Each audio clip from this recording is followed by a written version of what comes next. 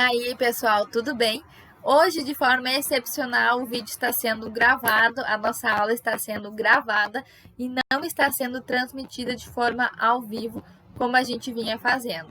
Mas eu destaco para vocês que é de forma excepcional, né? Com exceção hoje, quarta-feira, com um dia de atraso, a nossa aula está sendo gravada, mas terça-feira a gente retoma na modalidade ao vivo, como a gente vinha fazendo, tá?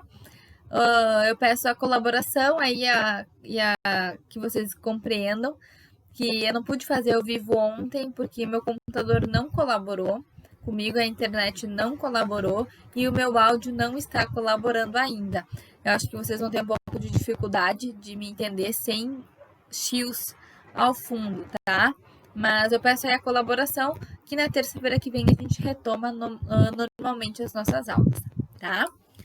A nossa aula de hoje ela é bem tranquila, ela é para tratar de outras duas ações do controle concentrado, que é a ação declaratória de constitucionalidade, que a gente também chama de ADC, e a ação direta de inconstitucionalidade por omissão, também chamada de ADO.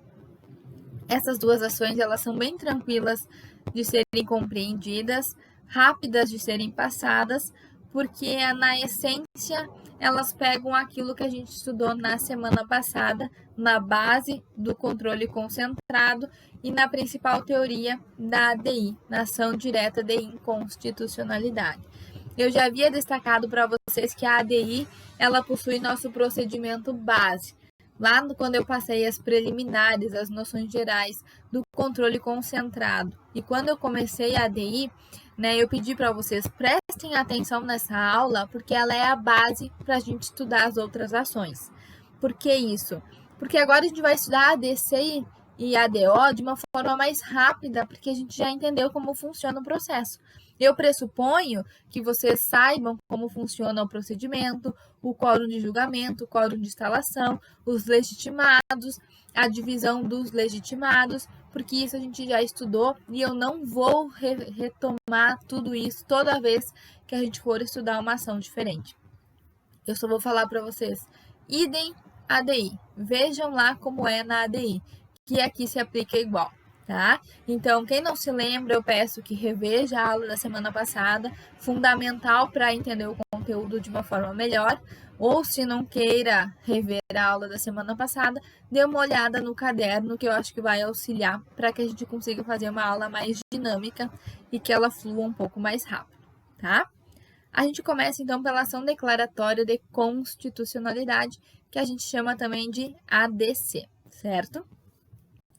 A ADC, muitos vão considerar ela como sendo o oposto ou o avesso da ADI. Então, quando a gente trabalha a ADI e a ADC, geralmente elas são trabalhadas juntas, porque uma é o oposto da outra. Enquanto na ADI eu peço a inconstitucionalidade de uma lei ou ato normativo, numa ADC eu peço a constitucionalidade de uma lei ou de um ato normativo. Então, elas são o contrário, o avesso uma da outra. Mas, embora elas sejam o contrário ou o avesso uma da outra, elas têm a característica de fungibilidade.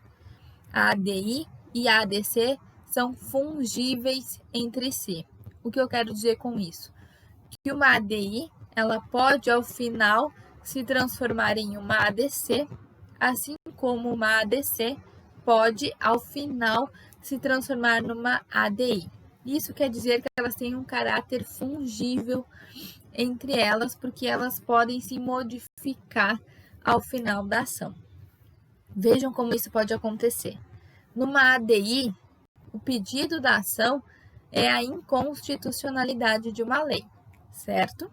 Então, quando essa ação chegar ao STF, o STF vai ter duas opções: pela procedência do pedido ou pela improcedência do pedido. Se o STF declarar uma ADI procedente, o resultado vai ser a inconstitucionalidade da lei, que é o pedido da ADI, certo? Então, no momento que o STF declara procedente a ação de ADI, ele está declarando, concordando com a inconstitucionalidade daquela lei. Por outro lado, o STF pode declarar a ADI improcedente. Sim, se ele declara improcedente uma ADI, significa que ele não está considerando a lei inconstitucional, mas pelo contrário, que ele está declarando que aquela lei é constitucional. Então, perceba que no momento da improcedência de uma ADI, ela se transforma em ADC, porque a resposta vai ser a constitucionalidade da lei, certo? O mesmo ocorre numa ADC. O pedido de uma ADC é a constitucionalidade da lei. Se o STF julgar procedente, a lei vai ser declarada constitucional. Mas o STF pode declarar uma ADC improcedente. Se declarar uma ADC improcedente, o resultado vai ser a inconstitucionalidade daquela lei. E, portanto, a ADC se transforma ao final em uma ADI. Por isso que a gente vai dizer que elas são fungíveis entre si, porque ao final uma pode se transformar na outra, dependendo do pedido de procedência ou de improcedência da ação, certo? Bom, então sobre a ADC. Qual é a finalidade principal de uma ADC?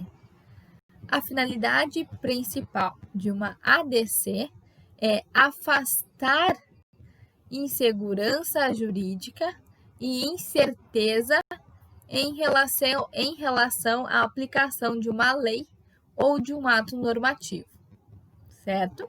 Então, a finalidade de uma ADC é afastar a insegurança jurídica e a incerteza em relação à aplicação de uma lei ou ato normativo. A finalidade principal aqui de afastar a insegurança jurídica e afastar a incerteza, ela é baseada numa controvérsia que existe em relação a essa lei. Tá? Então, controvérsia judicial é um ponto-chave aqui na ADC.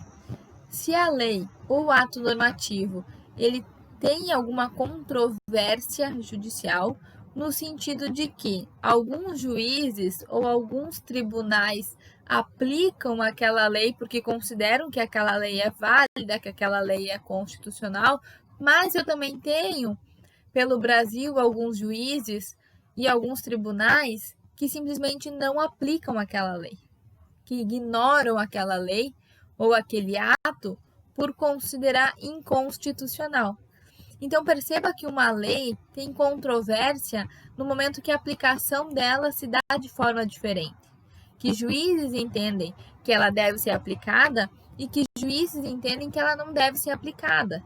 Então, percebam que se uma mesma lei que fala sobre determinado direito para alguns é aplicado e para outros não é aplicado, causa insegurança jurídica, causa incerteza, porque as pessoas não estão seguindo no mesmo sentido aquela lei. Então, a gente tem uma controvérsia em relação a essa lei.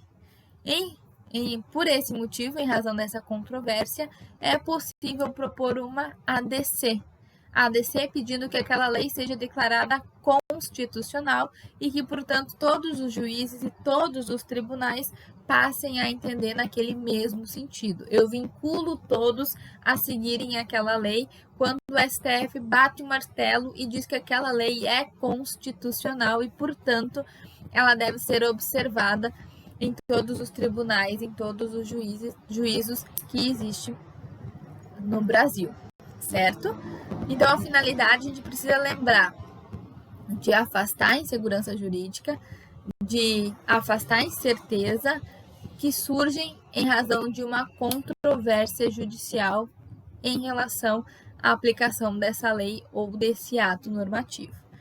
A gente tem alguns exemplos que a gente vai estudar na aula final, que eu vou pegar um caso de ADI, ADC, ADO, DPF, ADI interventiva, para a gente visualizar na prática como isso acontece de fato.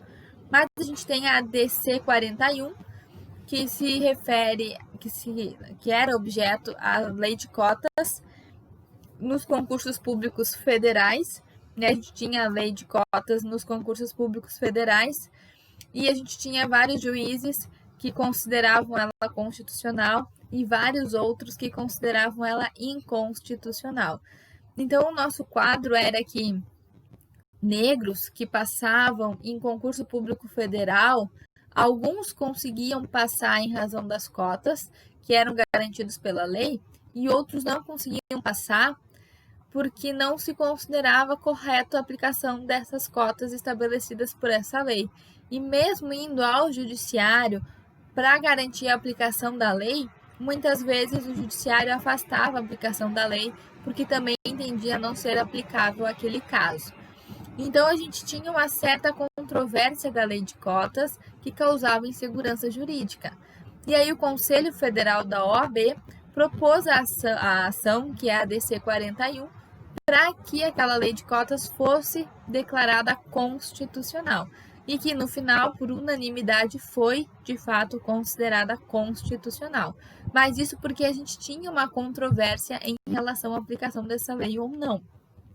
A gente também tem as famosas ADC 43, 44 e 54, que se referem ao artigo 283 do Código de Processo Penal e ao artigo 5º da Constituição Federal, que se refere à prisão em segunda instância e à presunção de inocência, né? Aquele caso emblemático que a gente teve da possibilidade ou não da prisão antes do trânsito em julgado, com base aí no princípio da presunção de inocência.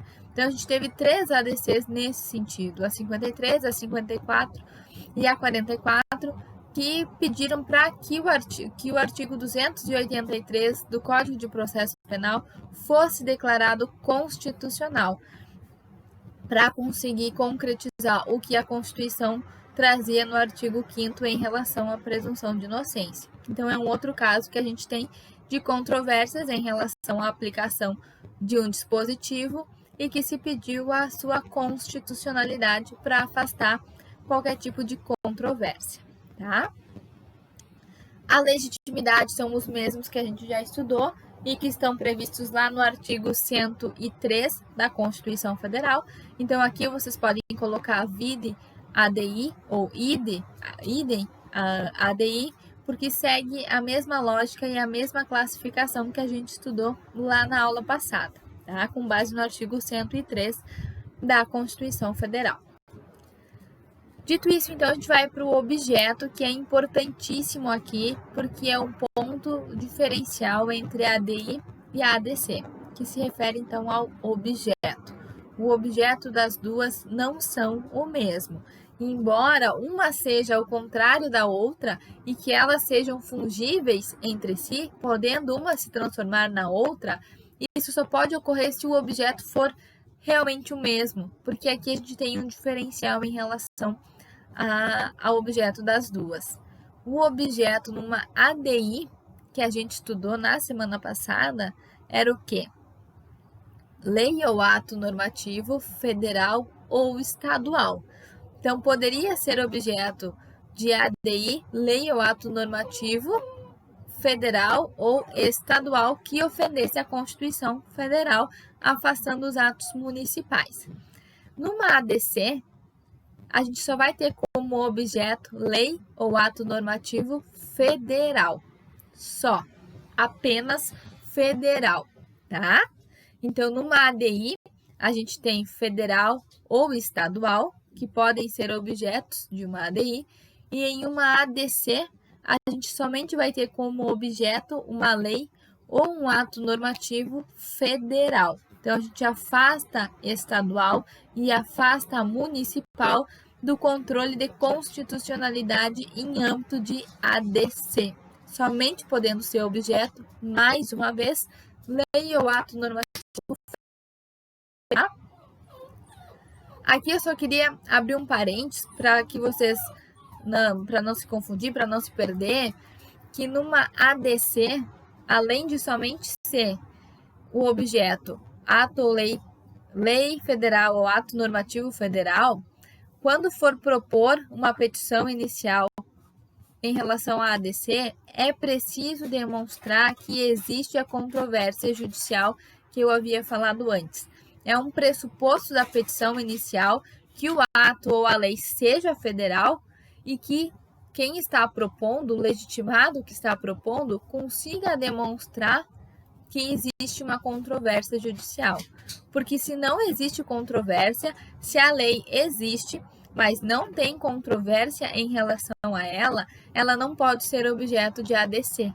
Ela só vai ser objeto se existir efetivamente uma controvérsia, juízes, tribunais aplicando ou entendendo aquela lei de forma diferente, aplicando de forma diferente em relação a casos concretos e em relação a isso eu ter aquele sentimento de incerteza e de insegurança jurídica.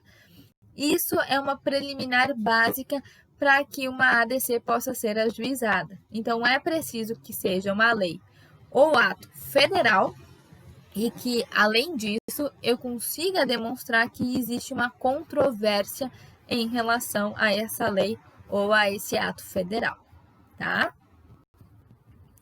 Outro ponto que eu quero que vocês anotem é que é possível cautelar ou liminar na ADC. Na ADI, a gente já tinha visto que é possível também cautelar ou liminar. Lá na ADI, a gente viu que a cautelar, ela tem como principal objetivo suspender a lei, né?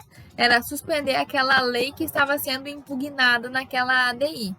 Agora, na ADC, o objetivo da medida cautelar vai ser o quê?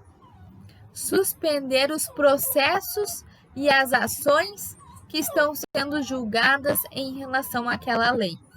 Então, na ADI, a cautelar suspende a lei e numa ADC, a cautelar suspende os processos e as ações que estão sendo julgadas com base na lei. Então, eu não suspendo a lei, eu suspendo as ações e os processos que estão naquela controvérsia em relação à lei que está sendo objeto da ação de ADC, tá? Mas é possível acautelar tanto na ADI como na ADC.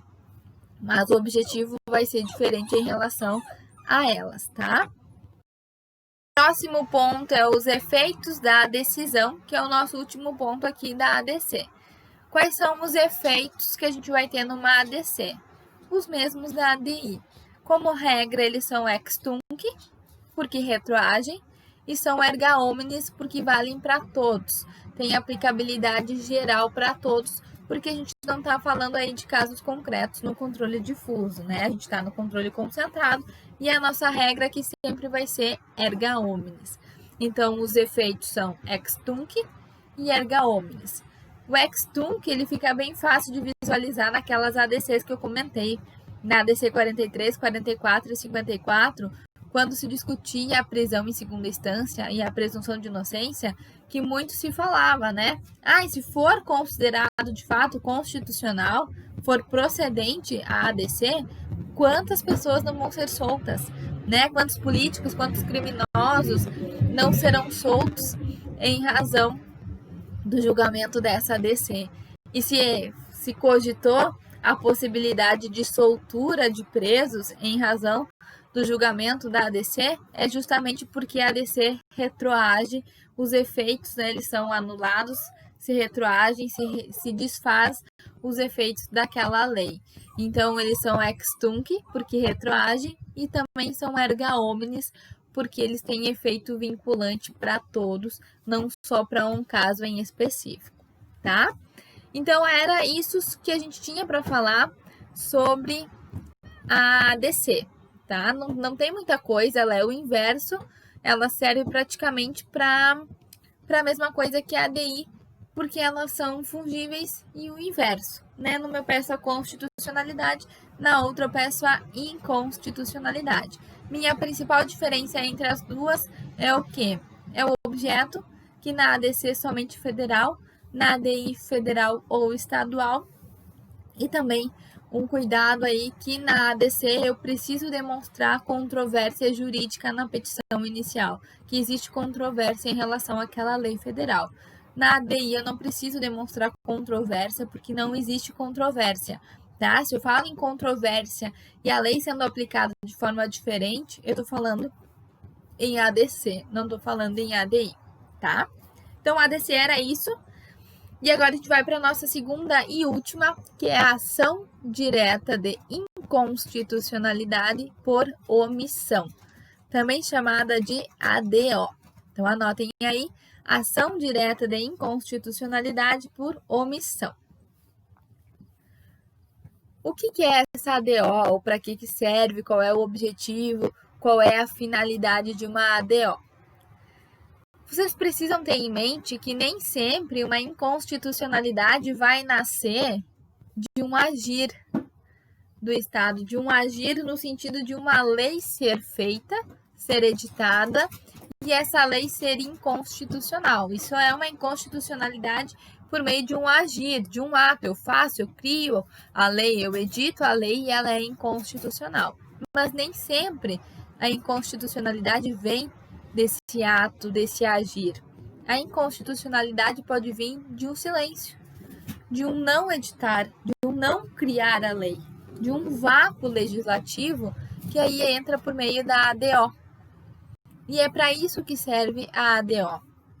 A ADO é quando o poder público, ou o Estado, ou o poder legislativo se abstém, se nega, fica inerte, portanto se abstém de editar, de criar uma lei que a Constituição mandou criar, que a Constituição estabeleceu que fosse criada para que aquele direito fosse efetivado.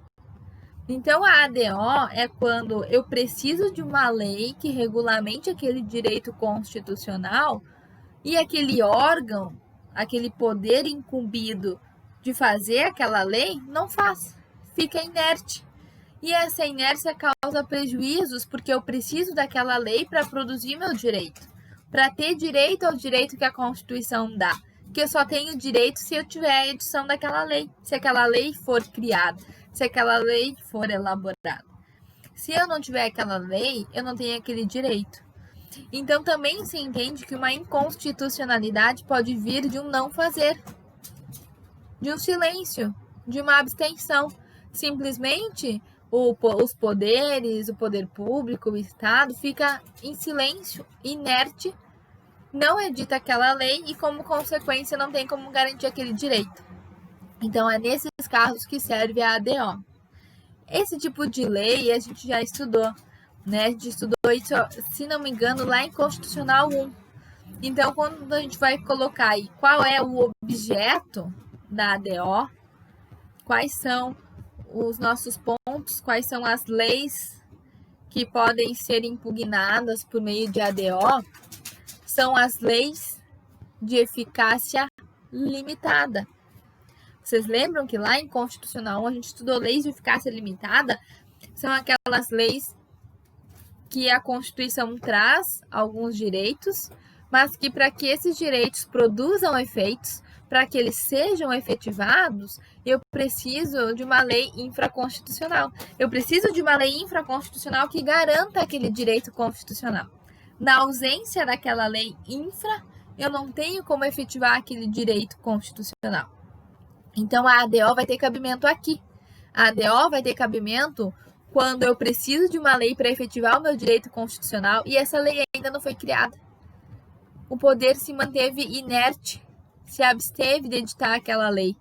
E nesse momento é possível que se ingresse com uma ADO para, de alguma forma, compelir que aquela lei ela seja elaborada para poder efetivar o direito, aquela garantia, aquele direito constitucional. Então, o objeto aqui são leis de eficácia limitada. Lembrando que aqui a gente subdivide ela em princípios programáticos e princípios institutivos, né? E aqui eu remeto vocês a esse conteúdo, então, de Constitucional 1, onde a gente estudou esse conteúdo da aplicabilidade das normas constitucionais. Então, vejam, em uma ADI, o meu objeto é lei ou ato normativo federal ou estadual. Em uma ADC, o meu objeto é lei ou ato normativo federal. E numa ADO, o meu objeto são leis de eficácia limitada, que se subdivide em princípios institutivos e princípios programáticos. Remetendo vocês, então, à matéria de Direito Constitucional 1, que a gente estudou a classificação dessas leis, tá? Aqui eu só quero que vocês cuidem um detalhe, que é em relação à omissão legislativa, que só vai ter cabimento a ADO quando a lei, para de fato ter eficácia, produzir efeitos, ela precisa ser editada pelo Congresso Nacional, por exemplo. Eu preciso de uma lei infraconstitucional para produzir os efeitos, para produzir aquele direito, para que aquele direito tenha eficácia. Então, a Constituição diz que precisa da lei. Precisa, não é um querer, uma discricionariedade, é uma obrigatoriedade. Precisa que o poder competente edite a lei, crie a lei, para que só assim aquele direito seja efetivado. Então, para caber ADO, é preciso necessariamente da edição daquela lei, que a Constituição obrigue a existência daquela lei para que possa produzir efeitos. Porque se a Constituição abre margem de liberdade, de discricionariedade e faculta que se elabore uma lei para limitar aquele direito ou para produzir aquele direito para mais, ou seja, se a própria Constituição abre possibilidades discricionárias para o legislador optar por fazer ou não fazer a lei, aí não cabe ADO, porque aí a Constituição deixa aberto a escolha do legislador em fazer ou não fazer a lei, e aí não cabe ADO, tá? Só vai ter cabimento ADO quando a Constituição mandar que aquela lei seja, que se faça uma lei para produzir os efeitos daquele direito, para que aquele direito tenha validade, produza efeitos. Tá? Então é só um cuidado, não é para qualquer tipo de omissão que cabe ADO. Aí tem omissão, cabe ADO. Não, não é qualquer tipo de omissão. Eu preciso primeiro que essa omissão se trate de uma lei de eficácia limitada, de caráter institutivo ou de caráter programático. E além dela ser de eficácia limitada, eu preciso que a Constituição exija a necessidade da criação de uma lei. Porque no momento que ela apenas faculta a criação daquela lei, não cabe ADO. É preciso que a Constituição obrigue, seja clara no momento de dizer que é necessária a criação daquela lei. Então, somente para esse tipo de omissão é que cabe ADO. Portanto, repito, não é qualquer tipo de omissão que cabe ADO. É a omissão de lei limitada e que a Constituição ela determine a exigência da lei para que possa produzir efeitos e efetivar aquele direito constitucional, tá? Os legitimados, novamente, são os mesmos que a gente já estudou, são os que estão lá no artigo 103 da Constituição. Então, os legitimados são os mesmos, por enquanto, para todos, tá? A decisão do STF, agora eu quero que vocês escrevam um tópico novo, decisão do STF. A decisão, a gente já sabe, né? Cláusula reserva de plenário, precisa de maioria absoluta, estando pelo menos 8 ministros, que são 2/3 presentes, para poder começar a sessão.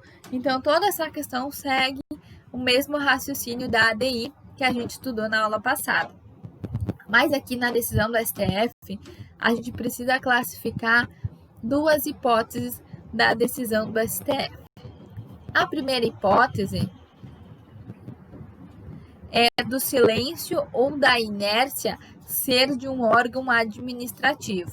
Portanto, estamos falando de um ato. A primeira hipótese é quando a omissão é de um órgão administrativo.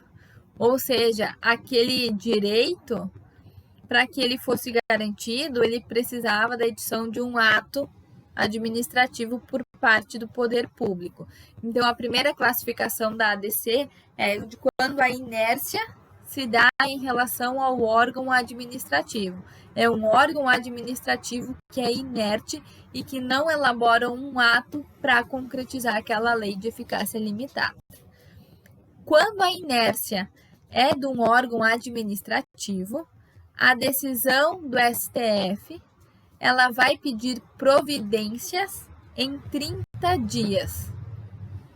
Em 30 dias. Então, o STF vai fixar um prazo na decisão final se o órgão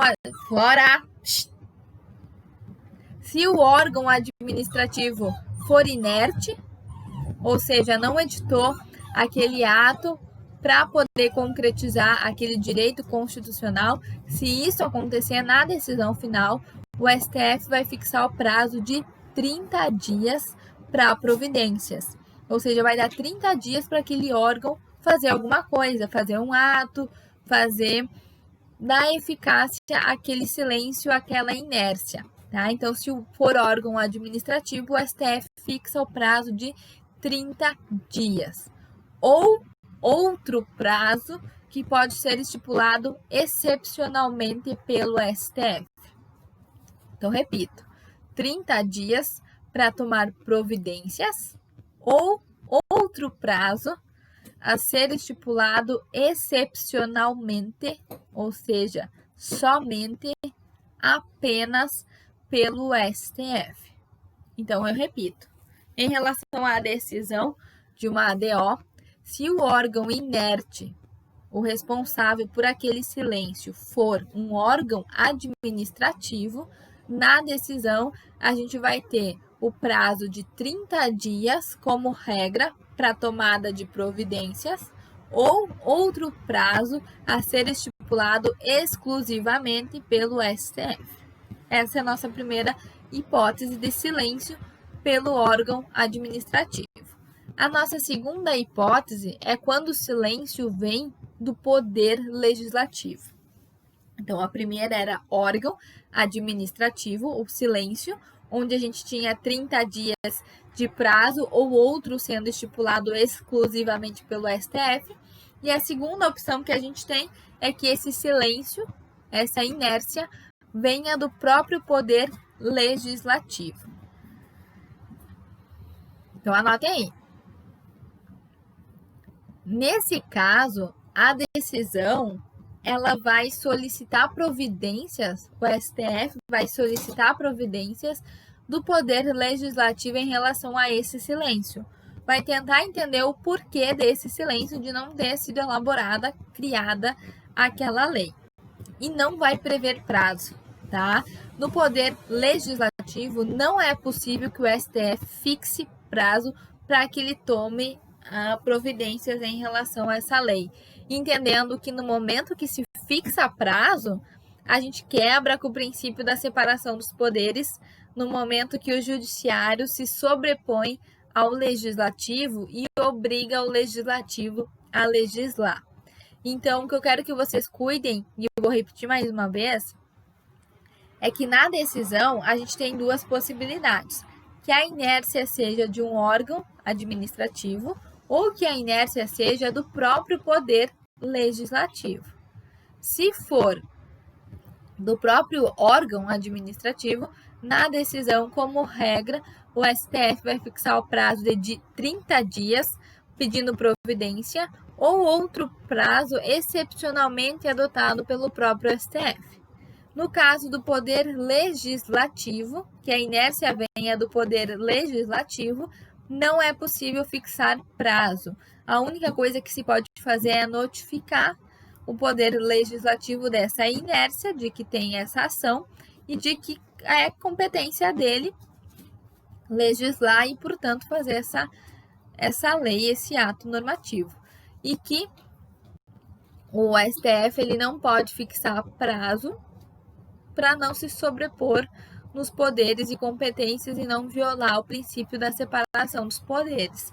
Aqui, nesse caso, é o que é muito clássico a gente vê, que é, em razão de tanto silêncio, de tanta inércia do poder legislativo, de fato, em fazer as leis, cumprir com a sua competência aí, dentro dessa lógica de editar leis para suprir esses silêncios, essas lacunas que existem, diante de tanto silêncio, de tanta inércia, o que a gente acaba vendo?